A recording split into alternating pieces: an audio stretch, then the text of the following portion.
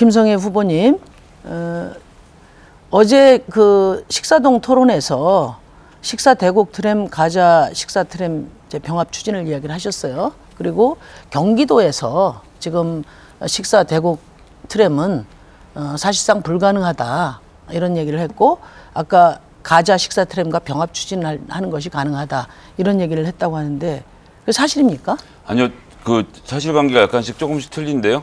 가자 트램 쪽이 비식값이 더 높기 때문에 성사 가능성이 높다가 따로 있고요. 그 다음에 식사 대공 같은 경우에는 비식값이 나와서 좀 어렵지 않겠냐라는 의견이 있다는 겁니다. 경기도에서 정한 것도 아니고요. 경기도에서 제가 그런 걸 정했다는 얘기를 말씀을 드린 것은 아니고 제가 들은 바로는 그렇다는 이야기를 드린 것이기 때문에 그렇게까지 그러니까 오해하실 필요는 없을 것 경기도라고 같습니다. 어제 표현을 하셨기 때문에. 아니, 경기도의 관계자라고 말씀드렸죠. 네, 갑자기 또 경기도라고 하시면 근데 저는 경기도에는 이게 세계를 정하는 체제가 있는데 그렇게 섞으시면 안 되고요. 경기도 안에서 어떻게 생각하고 있는지를 들어보니 그렇다라는 말씀드린 겁니다. 아니, 그러니까 경기도에 뭐 어떤 사람이 그렇게 이야기했다 하는 것은 사실은 뭐 주민들에게 책임 있게 할 얘기는 아니라고 보고, 왜냐하면은 경기도가 지난 12월 27일 날 제2차 철도망 계획으로 공식 확정을 했단 말이에요. 식사 대곡 트램을 추진하겠다고 확정을 한 거거든요. 그런데 경기도 관계자가 그것이 사실상 어렵다, 가능성이 적다 이렇게 이야기했다면 그 사람은 책임을 져야 됩니다. 그래서 누가 그런 말을 했을까요?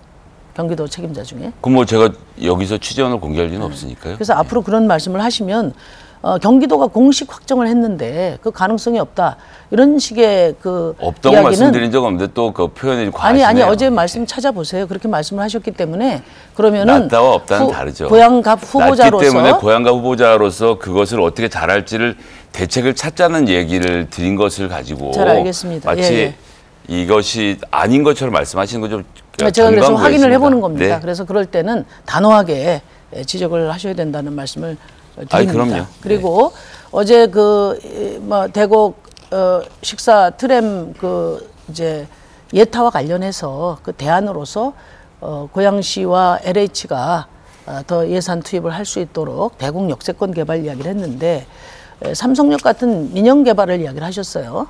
근데 그 자리는 그린벨트이기 때문에 공영 개발밖에 할 수 없는 데입니다.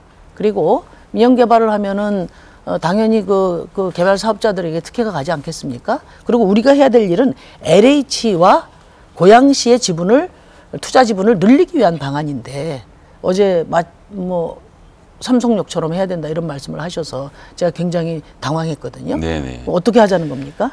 그러니까 거기에 제가 말씀드리고 싶었던 핵심은 주거단지 중심으로 건축할 것이 아니라 상업단지 위주로 해서 지역을 재개발 계획을 세우고 재개발 아니죠. 이제 대공 역세권 개발에 있어서 주거단지가 아닌 상업단지를 위주로 추진하자라는 취지로 말씀드린 겁니다.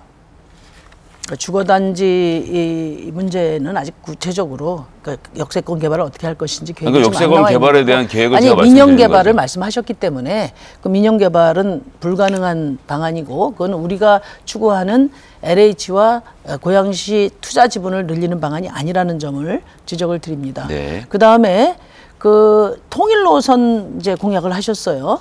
그러면은 김성애 후보님이 생각하는 통일 노선 3호선 연장은 구체적으로 어떤 걸 말씀하시는 겁니까? 통일노선의 3호선 연장에 대해서는 뭐 열량짜리입니까? 전 지하 구간을 말씀하시는 겁니까? 지금 현재 지하 구간으로 전부 다 실시하기는 어렵다고 보고요. 뭐 다행히도 의원님께서 이미 연구 영역을 발주하셔서 내용을 더 살펴봐야겠지만 아무래도 경전철 위주로 가야 될 거라고 지금 보고 있고요. 그리고 여기서 더 중요한 것은 현재 그 안에 있는 개발 제한 구역에 묶여 있어서 역과 역 간의 거리를 사실 2km 안으로 좁혀야 비식값이 나오는데 현재 그러기 어려운 구간들이 많이 있거든요. 그래서 이 열차를 놓겠다라는 계획뿐만 아니라 거기에 어떻게 주거지역을 더 확보하고 지역을 활성화시킬 것인지까지 계획을 포함해서 저희가 이 문제를 바라봐야 된다고 생각하기 때문에 저는 뭐 지금 당장 지하철로 뚫는 것은 어렵다고 보고 그건 국토부의 답변을 좀 기다려 보겠습니다. 연구 결과를 지켜봐야죠. 근데 이제 이게 보통 3호선 연장이라고 그렇게 많이들 말을 하는데 그러니까 이게 그 3호선은 구파발행이 있고 대화행이 있습니다. 그럼 3호선 연장이면 금촌행을 또 만드신다는 뜻으로 오해될 수가 있거든요. 제가 말한 통일노선은 삼송에서 금촌까지 독립적인 지선을 말하는 겁니다. 그 점에 대해서 좀 명확하게 구별을 하지 않으면 아마 주민들이 굉장한 혼란이 있을 것 같습니다. 그다음에 한 가지 어제 그 식사동의 모듈러형 교실 말씀하셨어요. 이 모듈러형 J캠퍼스 얘기를 했는데 이게 J캠퍼스가 학교를 말합니까? 교실을 말합니까? 왜냐하면 모듈형이라는 것은 건축 방법을 말하는 거잖아요. 예, 그러니까 제가 학교입니까? 교실입니까? 예. 학교에 대해서 말씀드렸지만 이제 옛날 말로는 분교죠. 근데 이제 분교란 말을 요즘 분들이 잘 쓰지 않기 때문에 J캠퍼스라고 표현 드린 것이고요. 지금 현재 교육청의 입장은 별도 학교를 식사동에 새로 짓는 것은 안 된다라는 것이 확인되고 있는 상황이지 않습니까? 그런데 교육청에서 분교 혹은 J캠퍼스 형태로 양일중고학교가 관리하는 형태로 교실을 분산하는 것에 대해서는 긍정적인 입장을 갖고 있기 때문에 그런 긍정적인 입장을 살리는 게 하나 중요하고, 두 번째는 그러면 빨리 할 경우에 모듈러로 할 수 있지만 제가 두 번째 토론에서 말씀드렸던 대로 학교 건물을 짓게 해서 분교를 지어서, 그러니까 J캠퍼스를 지어서 학교를 양일중학교가 함께 운영하게 하면 교실을 늘리는 것이 가능하다라는 설명을 드린 겁니다.